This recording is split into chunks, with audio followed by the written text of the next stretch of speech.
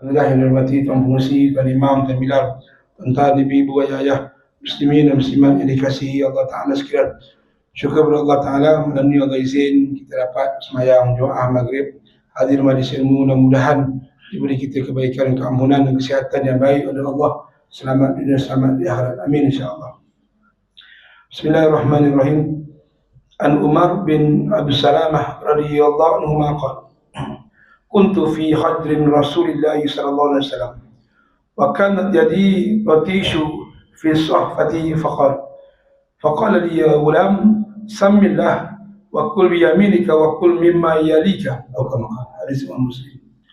Dari Umar bin Abu Salamah radhiyallahu anhu berkata, dulu saya pernah berada dalam asuhan Nabi sallallahu alaihi wasallam. Satu hari saat makanan tiba, tangan saya terhulur hendak menjangkau pinggan yang berisi makanan. Tetapi Nabi SAW terus berkata, wahai anak, sebutlah nama Allah. Makanlah dengan tangan kananmu dan makanlah makanan yang ada dekat kamu. Qala hadis Muslim. Di sini teruskan ada beberapa peringatan untuk itu semua. Yang pertama, seperti biasa kita mendidik anak kita makan, ambil yang paling dekat dengan kita. Kalau makanan tu dekat dengan kita tu timun lah kita makan. Kalau dekat dengan kita tu lobster, air raya gitu. Air raya. Kalau makanan kita tu dekat dengan yang paling mudah, ambil mudah. Ini adab diajar. Sebenarnya yang paling bagus makan dalam talam. Dalam talam ni ada keberkatan. Saya masa anak kecil-kecil tu rajin makan talam. Anak dah besar-besar, ada yang makan pukul 1, ada yang makan pukul 2, ada yang makan pukul 3, ada yang makan pukul 4. Masing-masing makan sendiri. Dulu masa anak kecil kita suka makan pakai talam. Sebab pakai talam ni biasa kita makan tangan kanan, lauk dihimpunkan, berkat didulukan, senang masak. Basuh talam pun satu. Ini kalau makan berpinggan, berpinggan pinggan dekat singkir. Ini antara kebaikan Nabi SAW. Dan Nabi suruh sebut nama Allah.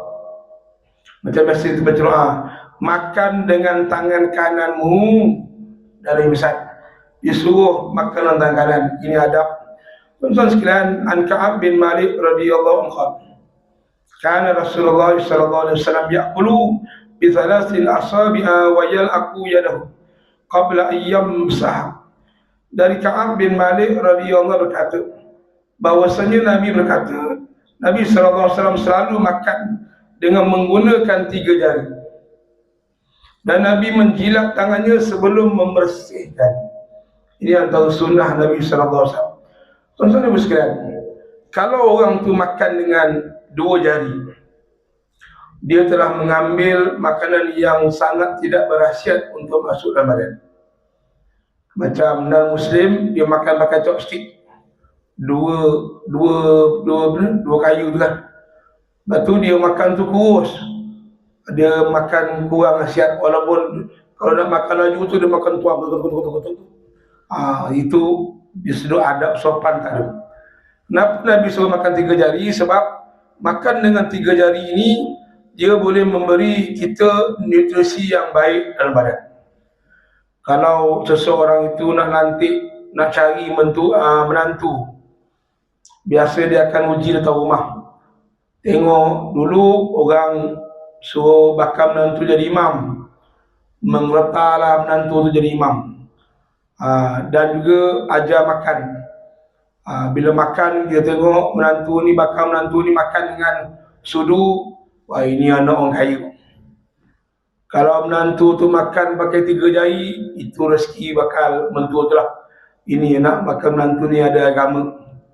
Kalau dia makan dengan 5 jari, ini confirm beras banyak habis ni. Banyak habis beras ni.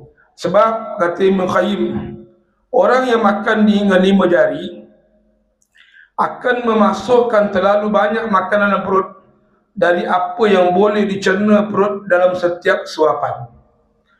Bahkan kematian boleh berlaku jika salah satu organ tersumbat dengan makanan yang berlebihan, organ badan terpaksa memproses makanan dalam jumlah yang besar. Saya setiap malam kadang tengok video di media sosial ataupun TikTok. Kadang-kadang ada orang review makanan. Oh, ini kombinasi padu. Tahu buru sikit, pecah cili sikit, pecek-pecek tu orang kan. Pecek sikit, telur pecah sikit, makan tu penuh tangan 5 jari makan. Badan kurus. Sebenarnya itu tak bagus. Mungkin sekarang nampak sedap, tapi itu benda yang mudarat kesihatan. Sunnahnya makan 3 jari. Sunnah makan 3 jari. Itu kalau kita boleh amal. Tapi jarang kita amal kecuali dah dipraktikkan. An Ibn Abbas radhiyallahu anhu maqala qala Rasulullah sallallahu alaihi wasallam, "Idza akala ahadukum ta'aman fala yamsah yadahu hatta yalqa aw yanqiqaha." Dari Ibn Abbas radhiyallahu berkata, telah bersabda Nabi sallallahu alaihi wasallam, apabila ada seseorang di antara kalian yang memakan makanan, maka janganlah dia membersihkan tangan sebelum dia menjilatnya atau menyuruh orang lain untuk menjilatnya. Ini sunnah. Macam boleh nak makan dengan isteri yang jilat sikit, awak nak mampus, orang tak bagi saya racun, tak boleh jilat. Itu nama air tangan. Seperti ibu menyuapkan anak kecil, itu kan jilat tangan, itu kan air tangan. Saya memang ayah saya tak pernah suap makan masa kecil, walaupun saya tak tahu. Tapi saya ingat ayah saya kalau makan durian, zaman saya kecil, nak pula ada santan, ada pulut, ada gula, dia akan perah keluar santan tu kat celah jari. Kita anak jilat santan tu kat tangan ayah itu. Oh, teringat gitu. Itu sunnah. Jilat tangan orang lain. Tapi itu sunnah Nabi SAW. Kalau kita boleh buat, boleh suami isteri saling jilat jari. Suruh tentang sunnah. Tapi janganlah suruh jilat orang yang bukan mahram pula. Tak dibenarkan. Tuan-tuan sekalian, maaf malam ni suara saya agak kuat sikit. Sebab malam ni saya ceramah pakai suara perut. Sebab saya baru habis belajar vokal dengan Cikgu Siti Hajar. Nanti di hujung kelas saya akan ceritakan macam mana kita nak bercakap dengan guna suara perut.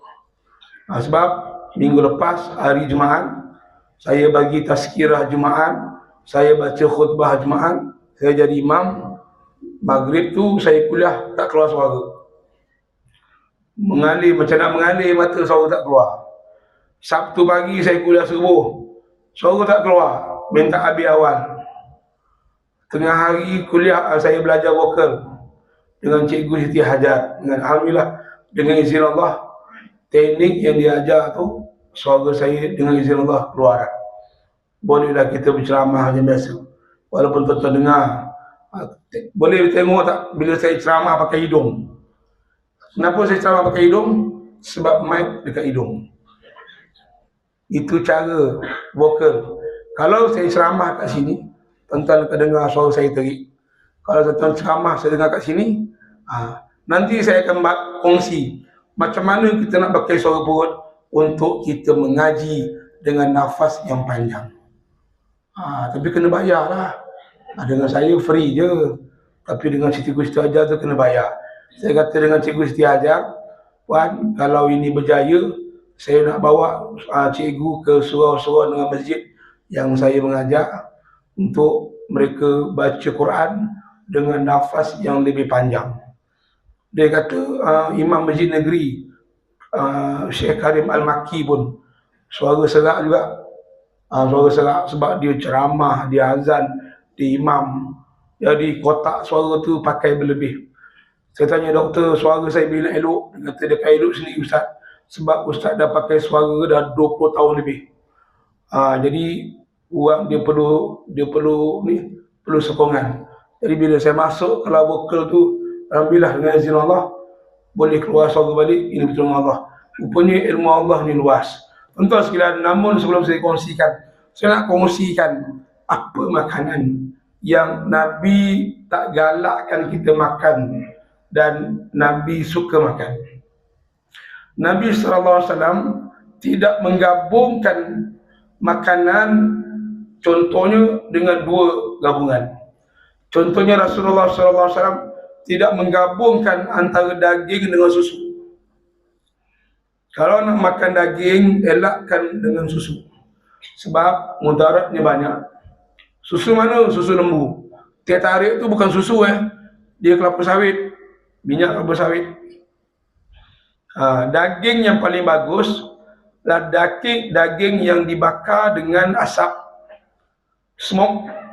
Itu paling bagus. Kalau daging goreng yang kebiasaan orang kita makan, sebenarnya itu tak berapa bagus untuk kesihatan kita. Dan yang paling buruk, daging yang dijemur dengan matahari, itu tak bagus. Kalau tuan-tuan biasa makan daging smoke, macam orang Yaman, orang Iraq, orang Arab makan, itu daging yang bila kita angkat daging itu terlerai. Itu sebenarnya daging yang paling bagus. Lepas tu saya fikir, diorang ni makan daging tak adalah penuh klinik ke hospital. Klinik tak adalah penuh. Cumanya kawan saya kata apa, orang Arab ni dia suka makan yogurt. Yogurt ni susu masam. Dalam kitab Ibn Qayyim al-Jauzi diiktiraf oleh Socrates, oleh Galenus, yogurt ni makanan yang bagus untuk melebarkan saluran jantung. Bila jantung terlebar, maksudnya darah tu cantik. Orang Melayu kurang suka makan yogurt, orang Arab suka. Tapi orang Arab pula, dia ada kelemahan dia. Dia lepas makan Arab, dia suka minum air gas, air Pepsi, air Coke. Diorang paling kuat kena kerja manis. Jantung okey, kerja manis. Orang Melayu, kita okey lah kot, tak nak doa yang tak baik lah. Dan Nabi SAW tidak makan dua makanan yang sama-sama panas. Makan sup daging panas dengan Maggi panas, Nabi tak galakkan. Dan Nabi tak makan dua makanan yang sama-sama sejuk, dua makanan yang sama-sama merekit, dan dua makanan yang sama-sama berserat kasar. Contoh nasi dengan roti, tak digalakkan. Tuan-tuan dan sekalian, Nabi SAW tidak suka mengambil makanan yang mengandungi garam yang banyak, atau makanan basi seperti jeruk, atau makanan yang telah diasinkan. Ini semua mengganggu kesihatan.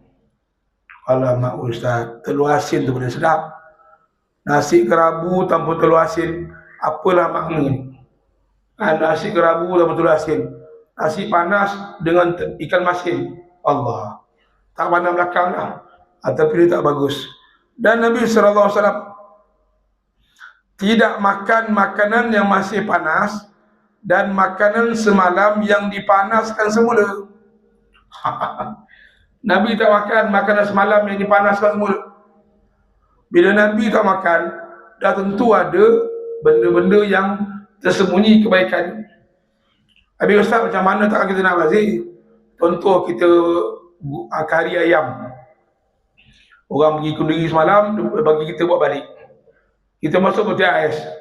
Kalau nak makan, keluarkan je, tu makan.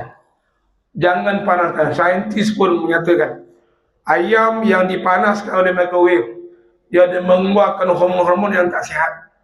Lepas tu orang Melayu kita badan kurus, tapi ada penyakit yang pelik tu. Apalagi yang badan besar, badan kurus. Sepatutnya kau zero penyakit, tapi kenapa dia penyakit? Di situ makanan. Dan Nabi SAW tidak makan makanan, Nabi makan makanan yang bahaya.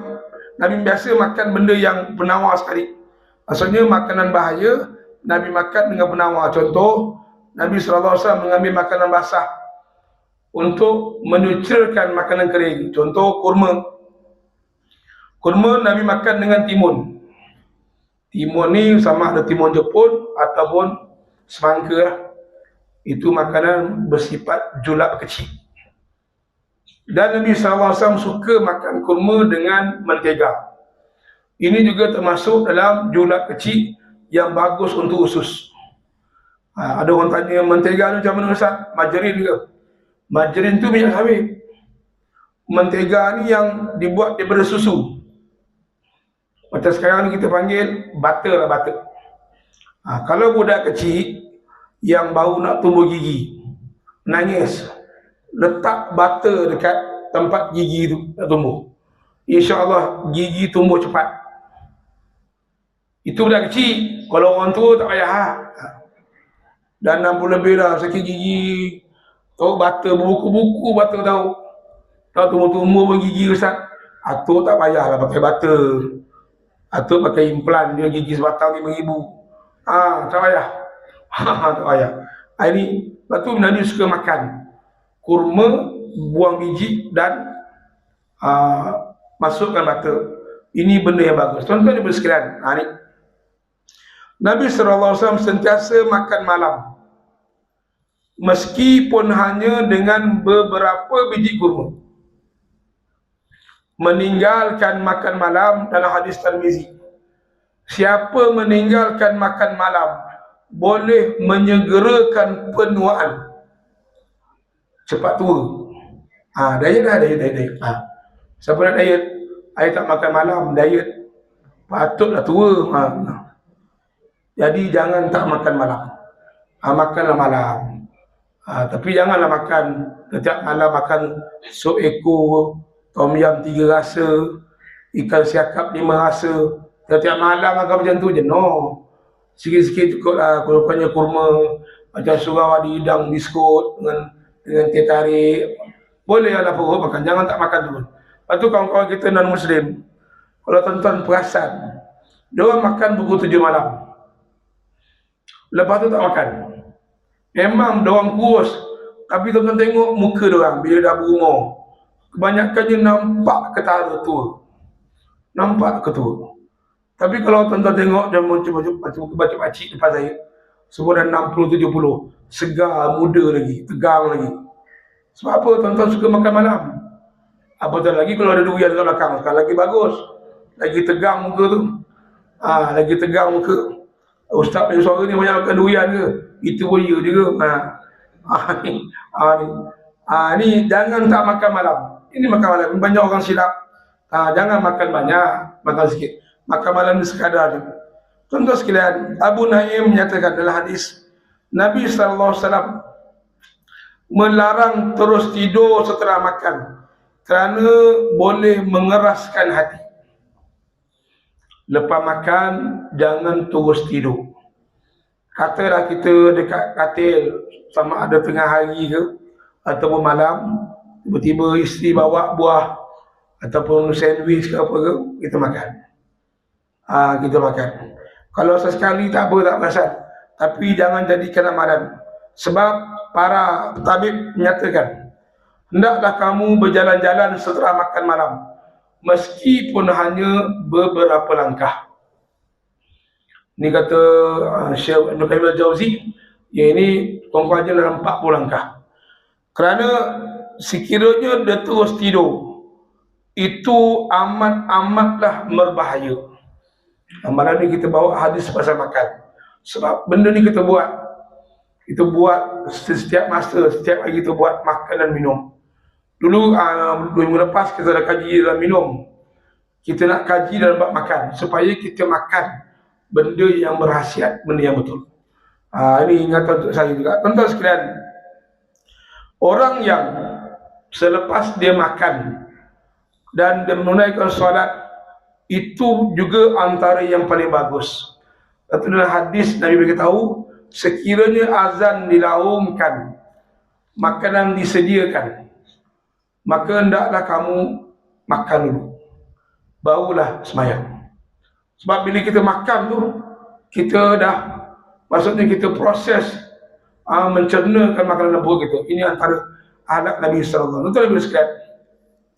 Dari Jabir radhiyallahu anhu, saya pernah mendengar sabda Nabi SAW, sesungguhnya syaitan itu pasti akan datang kepada setiap individu dari kalian dalam semua keadaan sampai dia datang ketika makan. Syaitan yang akan datang pada kita semua masa. Pertama sekali buat makan. Dan sebab itu kata Nabi, bila ada satu suapan yang terjatuh dari kalangan kamu, maka hendaklah dia membuang kotoran yang melekat pada makanan itu dan kemudian memakannya, serta jangan sekali-kali meninggalkan untuk syaitan. Untuk apa? Untuk kita bersyukur atas nikmat Allah SWT. Tuan-tuan ibu sekalian, dalam perang Khandaq, hadis daripada Jabir radhiyallahu anhu, ketika itu ada satu batu yang sahabat cuba nak pecahkan, maka tak boleh pecah. Maka terpaksa panggil Nabi SAW untuk memecahkan batu. Maka Nabi SAW datang, Nabi buka baju Nabi tapi nampak baju dalam. Sahabat tengok, melihat Rasulullah perutnya diikat dengan batu, menunjukkan Nabi sangat lapar. Tapi Nabi tetap juga angkat pemukul dan membaca doa memecahkan batu itu dengan 3 pukulan, hancur berderai batu yang dalam tanah perang Khandaq. Saat melihat perut Nabi yang diikat dengan batu, Sayyidina Jabir radhiyallahu anhu balik ke rumah, bagi tahu isteri dia, wahai isteriku, dekat rumah kita ni ada makanan tak? Aku tengok perut Rasulullah tu ikat dengan batu, menahan lapar. Maka kata isteri Jabir radhiyallahu anhu, wahai suamiku, adalah sikit gandum untuk makan 2-3 orang ni, ataupun 1-2 orang. Tak apa, nanti aku sembelih kambing betina yang ada kat rumah kita ni, maka aku sembelih. Maka saat sembelih tu, maka Jabir tengah dengan panggang daging kambing, buat macam tarik lah, macam lauk berkuah, cecah dengan roti gandum yang ada sikit untuk seorang 2 yang makan. Maka Jabir balik ke perang Khandaq, bisik dengan Nabi SAW. Dia kata, ya Rasulullah, lepas dia datang rumah, ada sikit makanan, jemputlah seorang 2. Jemput seorang 2. Yang gali pagi tu 3,000 orang. Macam mana? Maka Nabi berdiri. Nabi kata, sahabat, lepas ni kita semua pergi rumah Jabir makan. Oh, bertakbir semua, Allahu Akbar. Seronok lah orang ajak makan. Sayyidina Jabir menggigil ketakutan. Nabi tahu. Nabi ni Allah bagi wahyu, Nabi tahu. Nabi kata, Jabir, muka balik dulu. Bagi tahu isteri kau, jangan turunkan periuk itu dari tempat bara api. Nanti aku datang. Dan roti itu biar aku olah. Aku olah. Inilah hadis dalam kitab Riyadhus Shalihin. Maka Nabi datang, ada dalam 2 hadis tu Nabi ludahkan makanan. Ludahkan biar banyak, dan roti itu Nabi sendiri olah. Tuan-tuan, 3,000 tentera muslimin semua makan dengan kenyang. Dan lauk tu masih menggelegak lagi. Bila diceduk, ada lagi kambing, ada lagi kambing, ada lagi kambing. Sehingga kan boleh dimakan oleh keluarga Jabir, boleh diberi kepada jiran tetangga Jabir radhiyallahu anhu. Ini keberkatan rezeki Nabi sallallahu alaihi wasallam. Ini orang pergi mahu kahwin. Banyak orang pergi mahu kahwin dapat jemputan. Sekarang ni orang kahwin tetap minggu ada. Bukan cuti sekolah je, tetap minggu ada. Saya minggu lepas pun ada kat Kenuri. Siang malam ada tempat yang sama dekat Zuljanah tu, dekat Teluk Menegun. Kadang-kadang dia ambil lauk banyak, tapi tak habis. Ini sangat mendukisitakan lah. Sebab kesenang kan, kalau kita ambil sikit, bertambah tidak menjadi masalah. Tapi kalau kita ambil banyak, kita dah ambil hak orang lain. Dan kalau tak habis, kita niat untuk makhluk lain, ini benda yang sangat membuat kita jadi bersalah dosa. Lepas Nabi SAW sangat menghargai rezeki, tak dibazirkan. Ini benda ni kita kena latih. Dulu kalau mau kahwin, sama di kampung, dia nak tunggu 4 orang. 4 orang kendaraan bawa 3-4 lauk. Biasa gulai kawah lah, ikan kering, paci nenas, itu lauk. Hari ni semua kita beratur. Minggu lepas saya pergi kenduri malam tengok lauk malam ni pun tak makan sangat, lauk banyak. Kata Syekh harap jangan dibazir lah, jangan dibazir, bagilah pada orang tertentu. Ini sekarang jangan kita bazirkan rezeki. Tuan-tuan ibu sekalian, hukum mengundang ataupun mendatangi jamuan yang dibuat oleh tetangga. Anas radhiyallahu anhu, anna jara di Rasulullah sallallahu alaihi wasallam Farisian kana tayyiban al-maraq. Dari Anas bahwasanya ada seorang tetangga Nabi sallallahu alaihi wasallam yang berbangsa Parsi. Orang tersebut memang dikenali pandai memasak.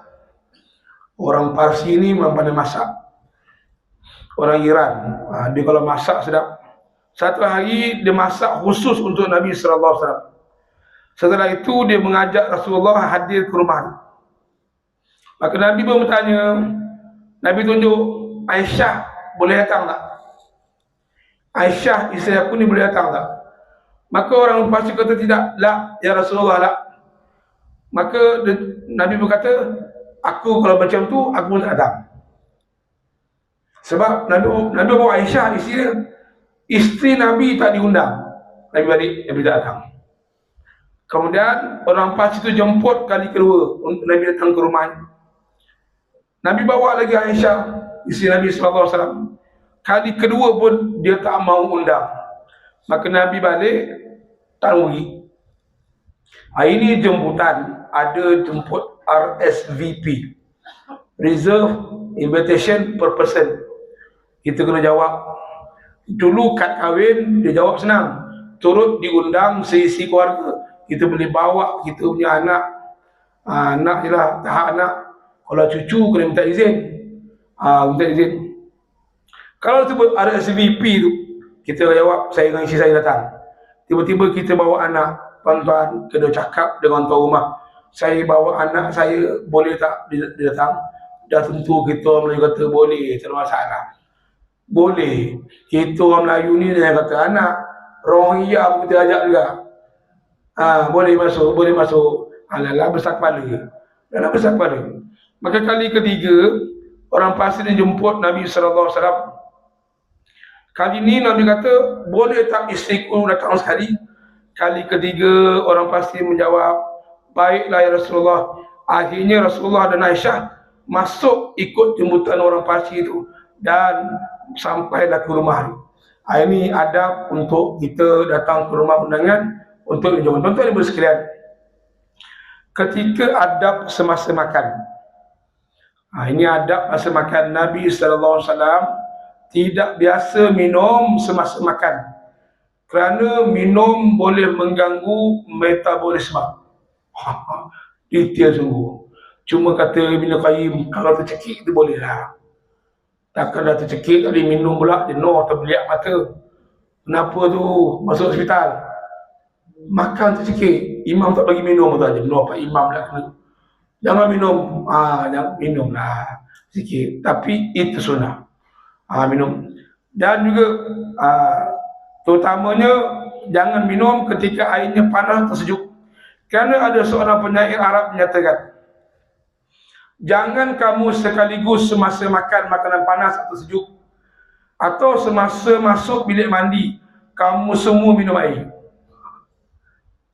Kita nak mandi, minum air je lah. Apa kata penyair Arab ni? Jika kamu lakukan, jangan salahkan sesiapa jika penyakit menyerang perut muslim. Jangan salahkan siapa. Kita nak mandi ni, nak pergi surau ni, pukul 7.30. Mandi, minum dulu. Minum. Tak bagus. Ni. Ataupun kita relax, minum, relax dulu, 10 minit, mandi tak apa. Jangan turun minum mandi tak boleh. Juga kata Ibnu Qayyim, tidak bagus minum air setelah kita bersenam pun tak bagus. Saya tengok orang yang jogging marathon. Kerana jogging ada orang berhenti tepi jalan bagi air. dia minum. Kebiasaannya diorang mudah kena hamstring, kejam dekat belipat. Tak boleh. Orang yang tengah mesi rumput bergegar badan, kan bergegar. Dia nak minum, relax dulu, jangan turun minum, duduk dulu, tenangkan badan dulu, tenang. Relax dulu, jangan turun minum. Ini kata Ibn Qayyim. Tuan-tuan, saya pun masih belajar. Jadi bila kita sama-sama belajar tu, kita ambil cuma kalau dah haus sangat lain lah. Dan juga tidak sesuai minum sebelum dan sesudah makan atau setelah makan buah-buahan. Kalau boleh latih sebelum makan minum dulu. Tapi tak boleh ustaz, mau orang kahwin mana boleh mau ambil lauk dengan air bandung. Mana boleh tahan air bandung tu?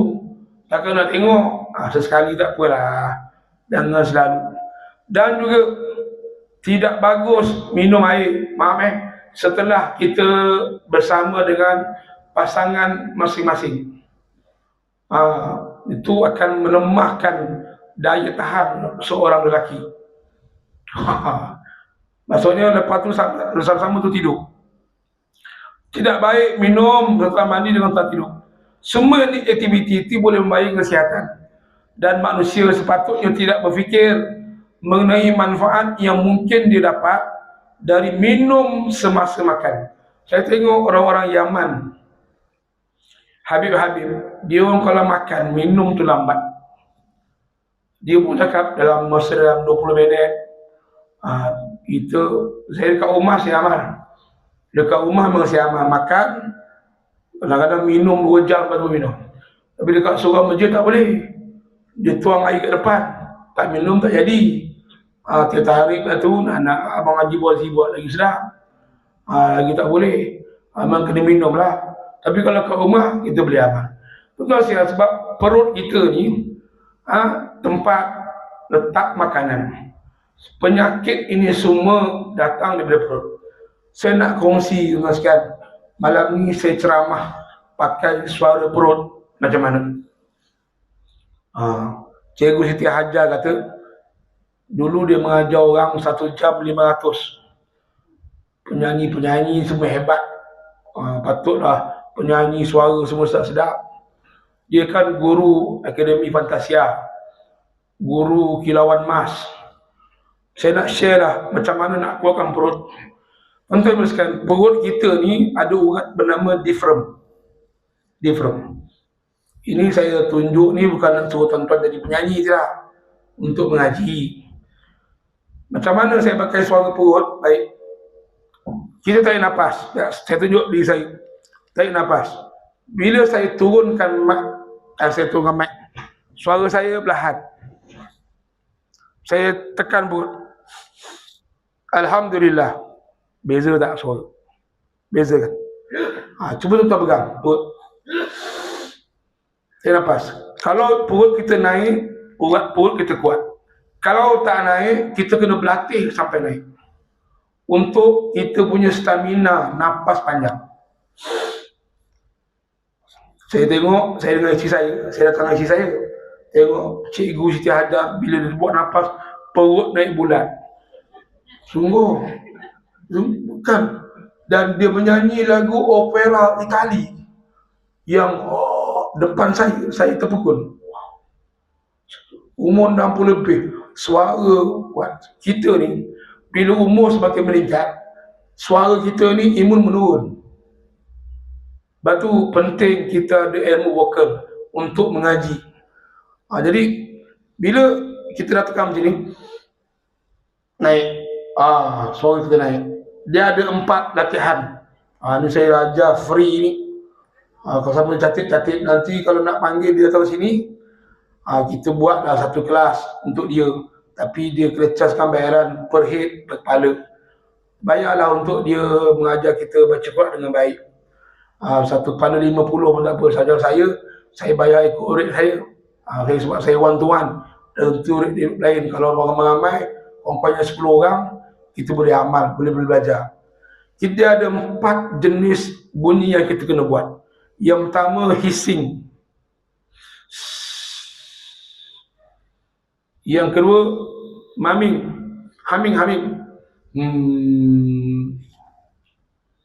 Sangat perut kita keras. Yang ketiga, bubbling. Ini saya gagal. Tapi saya cuba juga.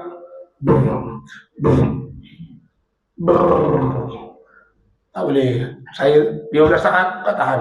Saya boleh buat 8 saat kan. Itu untuk nafas tu.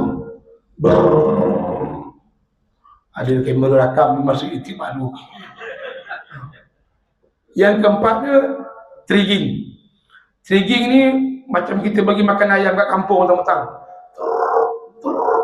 Saya tekak, saya ada masalah sikit, belum boleh. Tak keluar bunyi ayam.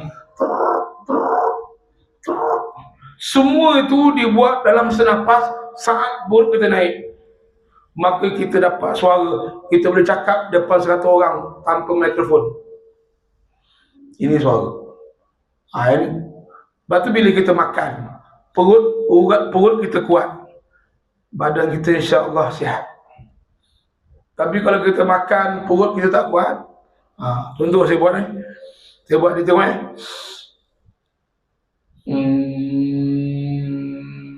apa? 15 saat. Ini untuk sebab mana saya pakai suara hidung. Suara tekak dia dah lain sikit. Dia kena pakai suara hidung. Lepas tu saya pelik, kenapa penyanyi dia kalau nyanyi tarik atas mic. Apa ke benda dia orang ni? Menterbiat apa suara kat kepala ke? Betul, suara dekat kepala. Dia guna saraf otak keluarkan suara dengan angin hidung. Ini imam-imam kena berlatih, termasuk Bilal. Kena masuk kelas dia. Cuma dah masuk, tengok tahun depan Bilal masuk kilauan emas pula, jenuh. Rasa macam kenal Bilal ni. Ini pucuk perdana ni. Dia belajar masuk pula vokal, nyanyi pula ada kilauan emas.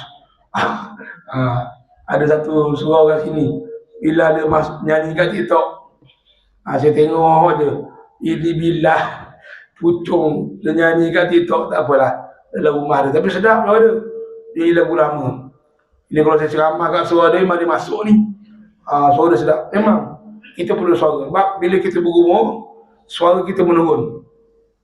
Sebab ni. Lepas tu, mana-mana sekarang, bila kita azan, pastikan mic hidung. Mic kat hidung. Jangan kat sini. Kalau kat sini, sebab mikrofon ni, dia menarik suara kita. Dia menarik suara kita. Ni batu kena jagalah.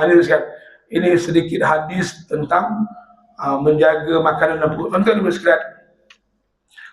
An Jabir an Ibn Umar radhiyallahu anhu anna Rasulullah sallallahu alaihi wasallam qala al-mu'minu ya'kulu fi mi'an wahidin wal kafiru ya'kulu fi sab'atin ama'in aw kama. Dari Jabir dan Ibn Umar radhiyallahu anhu bahwasanya Nabi sallallahu alaihi wasallam bersabda, orang mukmin makan dalam satu usus dan orang kafir makan dalam 7 usus. Apa maksud? Pernah sekali Nabi sallallahu alaihi wasallam dijemput satu non-muslim untuk makan. Kita orang Islam makan sekali satu hidangan cukup. Apa yang Nabi cakap semua benar. Siapa pernah makan dekat Hotel Oriental Mandarin? 7 set makanan. Saya pernah makan. Saya pernah dibawa sekali, lepas itu dibawa anak yatim 10 orang, satu meja. Hidangan pertama makan, hidangan angkat, hidangan kedua sampai 7 kali. Budak-budak ni budak kecil kan, Ustaz dah larat dah Ustaz, 3 hidangan dah kenyang lah. Kita kena habiskan 7 tu. Kata Masya Allah. Dan saya tengok dekat TikTok ada seorang budak lah, saya tak sebut nama dia. Dia ni bagus, mana-mana restoran yang tak maju, dia buat review makan dan orang tengok, masa tu penuh. Saya tengok biasa dia makan 7 hidangan. Dia non-Muslim, tapi muka dia habis Melayu lah. Kita sambung Bilal untuk azan. Bilal tak nampak kat perut. InsyaAllah. InsyaAllah. Jadi orang kafir, kata Nabi sallallahu alaihi wasallam, dia makan dengan 7 usus. Artinya dia orang hidup ni Dia orang mencari rezeki untuk makan. Macam mereka makan untuk hidup, betul mereka makan benda yang pelik-pelik, makan yang sanggup dan besar untuk makan. Kalau kita orang Islam, satu makanan, satu hidangan, itu pun syukurlah. Ini keberkatan. Bahkan qala Nabi sallallahu alaihi wasallam, Nabi Hurairah radhiyallahu anhu qala Nabi sallallahu alaihi wasallam, ta'amul itsnain kafi salatha wa ta'amu salasatin fi kafil arba'. Dari Abu Hurairah radhiyallahu berkata, telah bersabda Nabi sallallahu alaihi wasallam, makanan 2 orang cukup untuk 3 orang. Makanan untuk 3 orang cukup untuk 4 orang. Bahkan pernah kata Jabir, aku pernah mendengar Nabi sallallahu alaihi wasallam, makanan seorang cukup untuk 2. Makanan 2 orang itu cukup untuk 4 orang, dan makanan 4 orang itu cukup untuk 8 orang. Sebab apa? Keberkatan. Lepas tu kita nak hidup ni berkat. Bukan hidup makan banyak tapi tak ada keberkatan. Ada satu kampung yang macam tu, kampung yang tidak Islam, Syekh Abad Zakaria. Saya dipaham kalau salah nama itu tak. Kampung ni tak ada orang Muslim Islam. Dia pendakwah-pendakwah dijemput untuk mengislam orang kampung.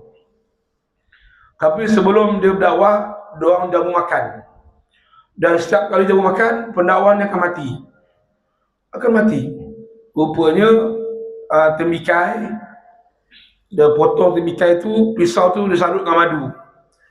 Maka positif negatif, kebiasaannya boleh bawa mautnya.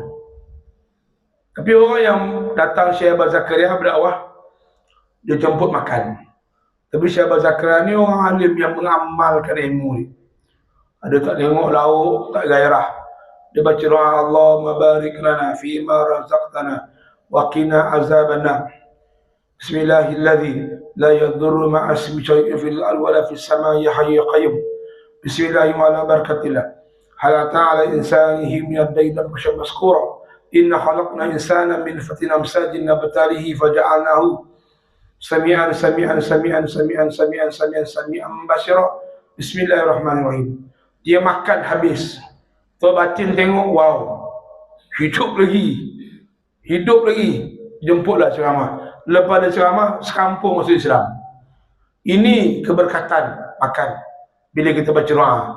Lepas makan ni dia berkat kena baca doa. Dan juga walau boleh share makanan supaya ada keberkatan. Jangan ragu-ragu nak share makanan yang kita ada. Akan kalau kita makan rojak pun share lah dengan kawan. Sikit pun tak apa. Ini budaya yang baik.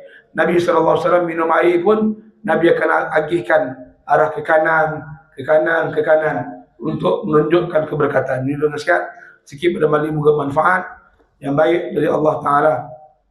Jangan lupa hari kelemahan saya, Abu Ma'as minta insyaAllah yang kurang kelemahan saya. Subhanakallah wa rabbana bihamdika asyhadu an la ilaha illa anta astaghfiruka wa atubu ilaik. Bismillahirrahmanirrahim.